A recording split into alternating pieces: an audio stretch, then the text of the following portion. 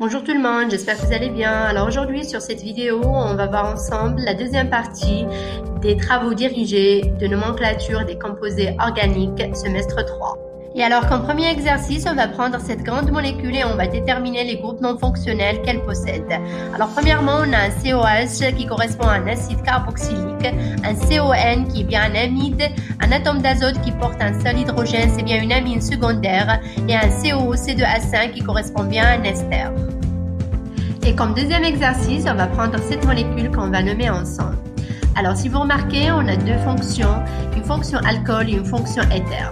Et comme on a déjà vu sur la vidéo de la partie 7 du cours sur ma chaîne, sur le tableau du classement des fonctions par ordre de priorité, la fonction alcool est classée avant l'éther. Et c'est pour cette raison que la fonction alcool serait notre fonction principale et la fonction éther serait une fonction secondaire qu'on va la considérer comme un substituant et on va la nommer éthoxy parce qu'elle comporte 2 carbones. Ensuite, on va numéroter la chaîne principale en donnant l'indice le plus bas à l'alcool et donc le nom de notre molécule serait cytotoxy-heptane de Hall. Ensuite, on va prendre cet exemple qui comporte 3 fonctions organiques, une fonction alcool, une fonction cétone et une fonction alcyne. Ici, on les classe par ordre de priorité. La fonction cétone est classée en premier, c'est pour ça on va numéroter notre chaîne principale en lui donnant l'indice le plus bas. Et donc, on a 9 atomes de carbone qui correspondent au nonane. Et pour écrire le nom de la molécule, on commence toujours par les substituants. Donc, on a un hydroxy porté par le carbone numéro 2. Donc, on aura 2 hydroxy, non 7 in parce que la triple liaison est portée par le carbone numéro 7 et 4 on parce que la cétone est portée par le carbone numéro 4. Et voici une autre molécule qui contient une fonction d'aldéhyde. Donc premièrement, on va commencer à numéroter la chaîne principale qui est la chaîne carbonée la plus longue en donnant l'indice le plus bas à la fonction d'aldéhyde. Donc dans ce cas-là, on a 7 atomes de carbone qui correspondent bien à l'heptanal.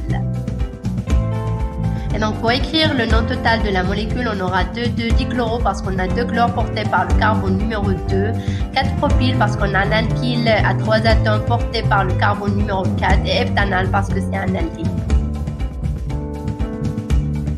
Et comme dernier exemple, on va prendre cette molécule qui englobe plusieurs fonctions organiques, une fonction d'acide carboxylique, une fonction amine, une cétone et une double liaison. Et on va commencer à numéroter notre chaîne principale à partir de la fonction d'acide parce qu'elle présente notre fonction principale. Et on va considérer les autres fonctions organiques comme substituants. Et donc le nom de notre molécule serait acide 3-amino 4-oxo-X5-énoïque. Et avant de vous dire au revoir, j'espère que vous avez compris. N'hésitez pas à me contacter si vous avez des questions. Et n'oubliez pas de vous abonner à la chaîne pour recevoir la nouveauté de mes vidéos.